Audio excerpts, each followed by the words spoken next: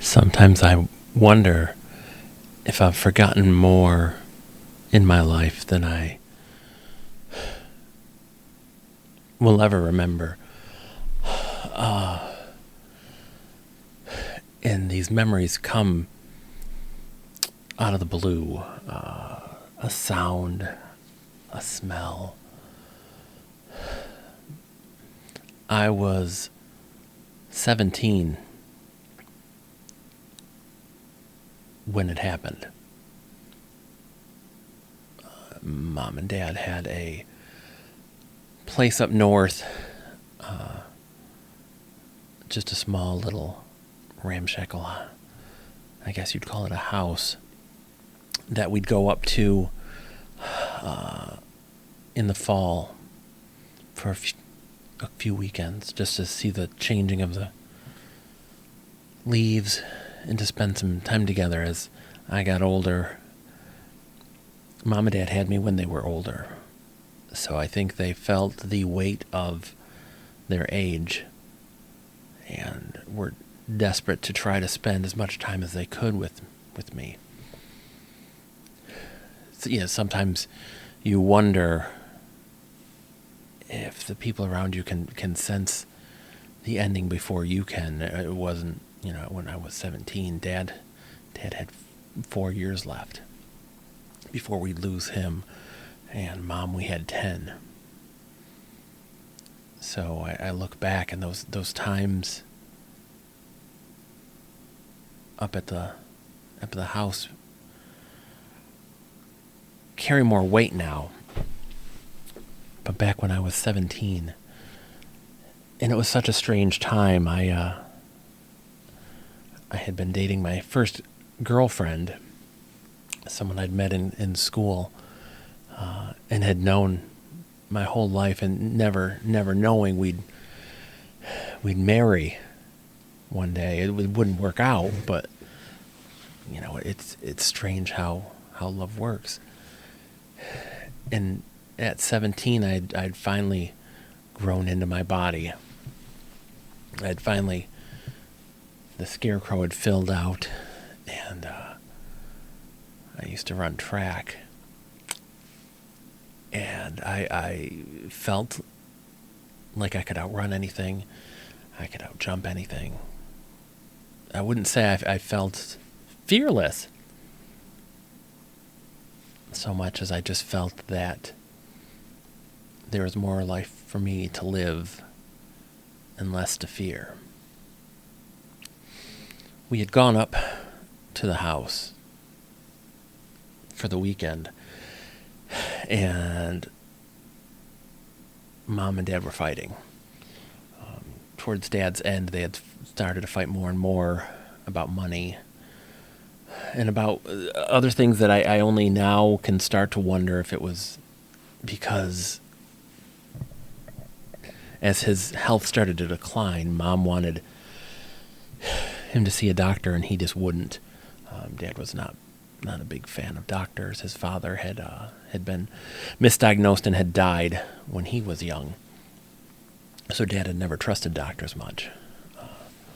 So they had been fighting, and I was tired of it at that point already. It seemed like for the last year they had been fighting more than anything else.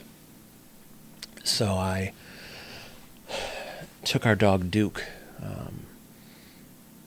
a shaggy old thing that we had found up north 4 years earlier, and had taken home with us. More mutt than anything else, but terribly sweet, and just wanted to be by my side all the time. So I took him and we went for a walk. I'd never much explored the area around us. It was the little house. And like I say, it was a little house. It was 2 rooms. I would sleep on a futon in the living room. There was an outhouse out behind the place. And Dad had the place re-roofed. But there was running water nearby in some of the houses we found out later, but not in ours. So we had to go and use an outhouse for the bathroom, and we would bring giant jugs of water with us for washing and anything else. It had a sink, it had a bedroom, had a closet. The carpet was worn. It smelled musty. Any food we brought, we had to bring in coolers and ice it. But it was a place to get away. There was some inexpensive furniture. Dad and Mom had bought some camping furniture. It was a place for us to go. We'd go and have fires and cookouts and spend some time, and it was nice. But I had never explored much. It's just you get busy. And it's sometimes in the fall it's a wet season, and you don't really want to go wandering too far, because while the childhood fears of quicksand were in my past, and proven to be nothing but phantoms, there was the fear of bears, of swamps, of all kinds of things that it's better to be smart and wary than to rush right in. A couple times I'd gone up with my girlfriend, and she was not an outdoors person, so I never really saw the area. And we'd had the place since I was 12. So it had been dry for several days, so it wasn't bad out, and the leaves were in the middle of changing. So I put Duke on his leash, and we headed out and let Mom and Dad fight away. There's not many paths back there, because the only people back in those areas are people that live there and the hunters. And I made sure to have an orange hat on just in case. It was in a strange time between the hunting time. You can always hunt this and always hunt that, but the troll hunters, the people from the main part of the state, the lower peninsula, hadn't come up yet. So I should be safe. But there weren't a lot of paths. Any paths from hunters would have grown over. So I kind of, in the wooded area behind us, I kind of made my way the best I could. It wasn't quite a path. It was just an area that was a little less overrun. So I headed back, and it was a cool day, but you get walking out there, and I have a orange winter hat on, and I have my flannel shirt on, and some boots, and old tattered jeans, and a jacket on. So you start to get warm. I took my jacket off. Duke was happy as a clam. I let him off his leash, and he would go running off and then come running back. And that was the thing about Duke, is that once he was with us, he was with us. We knew that. He wasn't going to go anywhere. And I never let him off the leash anywhere but up there, which again, you'd think it's crazy, but he was from there. He knew the area, and he knew enough to come back because we were his home. And it's, I look back, and it's arrogance of youth, because a million things could have happened to him, but they didn't. So Duke was bounding off, chasing squirrels, and I was making my way forward, trying to get branches out of my path so they wouldn't scratch across my face. And I was getting deeper and deeper, and I didn't recognize anywhere I was. I had no idea. I hadn't really been back, as I said, that far. So it was all new to me.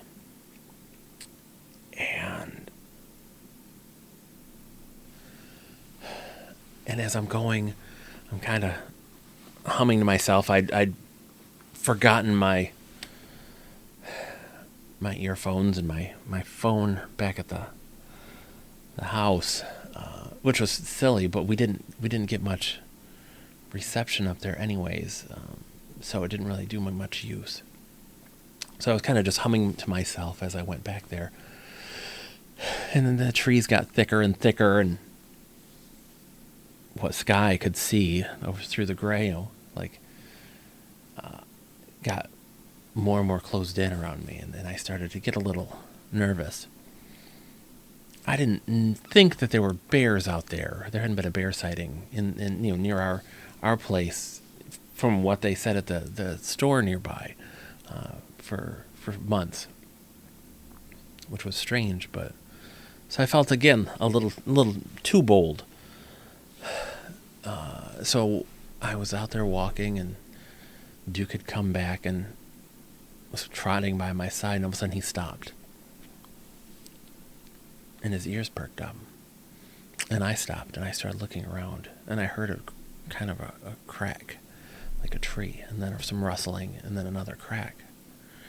And my head was on a swivel. I was looking everywhere at once. Sweat broke out across my brow, and on my hands. I could feel sweat running down from my armpits, down along my side. And I reached into my front pocket, and I pulled out a buck knife I carried, something Dad had given me once, I turned 16. He said, if you're going to be up north, you should have something just in case. And it wasn't, it's maybe 5 inches with a 3-inch blade. It wasn't anything special, but it was something just in case.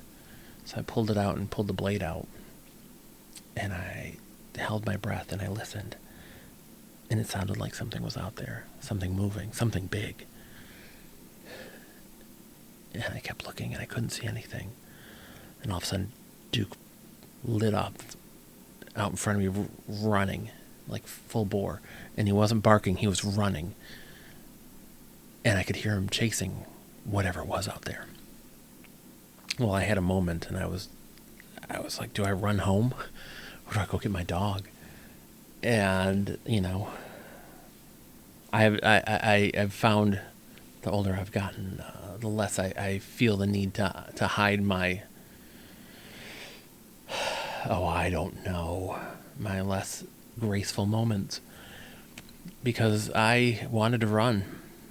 And I actually did run 3 steps, 4 steps, 5 steps, 10 steps, until I stopped because I heard a yelp. And then I stopped, and I turned, and I ran. Because he was my dog. Duke was mine, and I wasn't going to leave him. So I ran as hard as I could with the knife out, branches cutting across my face and hands. And I ran as hard as I could until I came to a clearing. And I was shocked because there was this, right in the middle of the woods, it was a clearing. And there's probably 100 yards clear in this thick woods. And then beyond it, there was a path, probably about 10 feet wide, that went back and back and back and deeper into the woods, as if something large had come through. It was strange because I didn't know what to make of it all, but I didn't have a chance to really think much on it because I couldn't see Duke. All I could see was a piece of earth moving equipment, a backhoe, to one side of a large hole in the hole. I called out, "Duke! Duke!" And I heard a bark, and then a whimper and a bark. So I ran to the hole and looked down, and it was 5 feet deep and about 15, 20 feet wide. And he was down there, and he looked okay. I think he was just scared because he had been running and went into the hole. So he went up on his hind legs, and he was scratching at the dirt trying to get up, and I looked around, and I was kind of shocked. I didn't know what had happened, what was happening. I looked around for whatever he'd heard, what we'd heard, and we didn't see anything. I didn't see anything. I mean, I'm not sure, what it was, but something had been out there. So I looked around one last time, and I flipped the blade closed and put it in my back pocket. And I got down on my belly, and I reached down into the hole, and I grabbed Duke's big paws, and I started to haul him up. And he weighed 70 pounds at least. And I was thin, but I was strong. And it was a struggle, but I got him up. And it was funny because he just ran around me in circles and he'd run around, jump on me, drop down, run around, jump on me over and over again, and was licking my hand because I think he was just scared to death. And I petted him, and I looked around again. And I turned, and I just happened to glance down in the hole and saw a body down there. And I kind of turned completely to the hole and turned my attention down to it. And it was the rotting corpse of a deer. And beside it was another deer, a doe. And then I kept looking around, and there were animal skeletons. And I turned back to the earth mover, and it was Rusty. And the backhoe, I should say, I guess. And it was Rusty. And I Duke was trying to still get on me, and I pushed him down. And I walked over to the backhoe, and I looked at it, and there was a key in the ignition still. And while the seat was worn, it wasn't covered in leaves, it wasn't covered in anything. I looked around, and there were kind of faint markings in the ground as if someone with big boots had been out there. Maybe not recently, but not that long ago. So this was strange. I didn't know if someone was trying to build a house out here, or if they were some kind of sicko and were trying to build a trap for animals. I wasn't sure. So I I turned back to the hole and went back, and got too close because the edge started to crumble in. And so I backed up, and I'm looking, and there's all these skeletons, and those dead deer, and I can start to smell the scent of death. And it's so strange because I hadn't smelled that before. And as I'm looking, I noticed there's a half-covered log down there. A big thing. Gosh, when you think of sequoias and you see them and how big they are, it was about at least half that size. And there's big trees everywhere, but why would have it gotten down in the middle of a hole that 5 feet deep? So I got on my haunches, and I'm looking, and I see that this log had been partially uncovered. Almost as if they'd been looking for the log, which was crazy. And then I thought for a second about those shows you see on TV about treasure hunters and buried treasure. And Did someone bury treasure out here, and these people were coming to find it or to recover it? What was going on? And I didn't understand, and I didn't know. So Duke was calming himself down finally, and he sat down next to me and he started whimpering. And I petted him absently, and I'm looking, and I'm just, something strange about that log. And I'm looking, and I realize that there's a bend to it. Logs don't bend. They can have a knot, and it wasn't a knot, it was a bend. As if it was kind of curving a little, but at a strange angle. And I wiped the sweat from my brow and squinted my eyes, and I'm looking, and I look, and there's dirt covering part of the log, and then it comes down, and then there's the curve, and then it's more and more cleared off, and more and more cleared off, and then it gets down to the end of it, and it's kind of rounded. And again, it's a little turned with a little angle. It's strange. It doesn't. I start to realize it's not a log. Well, I don't know how that. I don't know what it could be then. It doesn't make any sense. So I get up and I go around to the other side of the hole, and the smell is worse over here because it's right where the deer are. And I'm looking, and there's so many skeletons of little animals down there. Such a degree that there's just bones and bones and bones, and then I see a couple larger bones that don't look like they're animal, and they're buried just underneath that log. I got a shiver, and I looked around again, and I pulled the buck knife out of my pocket, and I flipped it open, and I squint my eyes again. I'm looking, and there's something about this log, it just doesn't make sense. And I'm looking, and I'm seeing the other side, and there's that side has been cleaned off a little, and you can see indentations along where the bends. And it's the only thing I could think of would be bend, that this log is bending. So I'm looking, and I get a weird feeling, and I take my hand, and I raise it, and I flip it over, and I'm looking at it, and then I look down again into the hole, and I look at the back of my hand, and I look in the hole, and I stood up and took 4 big steps away.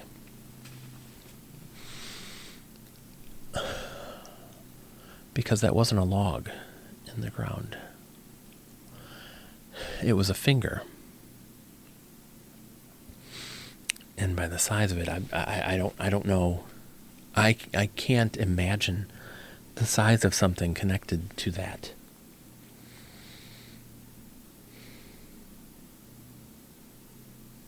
Because the log itself would have been, it was at least as tall as I was. It would have been, it wouldn't be exact, but with those bends, if you straighten it out. And I was 6'2". So I don't know how big, and I don't know how much more was to be seen. I took a deep breath. I looked around once more, and Duke is really whining now. And I understand why. And I have to see. I go forward, and I'm looking down there, and I'm kind of sidestepping to try to get a better look. And it looks like there's kind of a nail, maybe, on the finger, but it's thick and cracked. And I have the horrible feeling, a horrible sensation of what if there's fingerprints? And then worse was, what if there's not? Because I don't know what this could be. And I look around, and off in the woods you can hear something moving, and something snaps.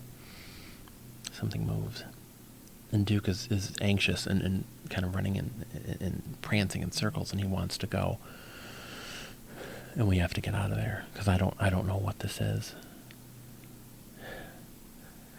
And I turn, and we start to walk, and I hear something down in the hole. God help me, I know better, but I turned, and I took a step back, and I looked in, and the finger had moved, because it was more uncovered now, and it was even more bent, and there were more bones where the finger had been. And I ran as hard as I could, as fast as I could. Duke was just on me, right on my heels. And when we got back to the house, Mom and Dad took one look at me, and the fight ended. My face was scratched and cut. My hands were bloody. And I had the knife in my hand, and they wanted to know what was going on. Are you okay? Are you okay? What happened? And I was shaking. I'd have been at least a mile away from the place, and I was back. I don't know if I've ever run faster in my life. I don't know if there was someone on the track that could have beaten me. Because I had to run as fast as I could. And as fast as I went, the sound of something back there followed us, snapping branches and moving. And it was big. I don't know how big, but it was back there, and it was big. But I made it back, and they're asking, are you okay? What happened? What happened? And I blurted out the first thing that came to my mind, and it was bear. So we closed up the house and put everything back in the car, and we went home. Dad wasn't going to mess with the bear out there. He wasn't going to mess with anything. And we went back a few times after that, but it was different, and I never felt comfortable or safe. And it's, as much as I wanted desperately to know what was going on back there with what we'd seen, me and Duke, I never went. And it's strange, after all these years, Mom and Dad gone for so long, to think about it, and to think about what I saw and what it could have been, because I still don't know, and I suppose I never will know. But I think about it. I think about it a lot still.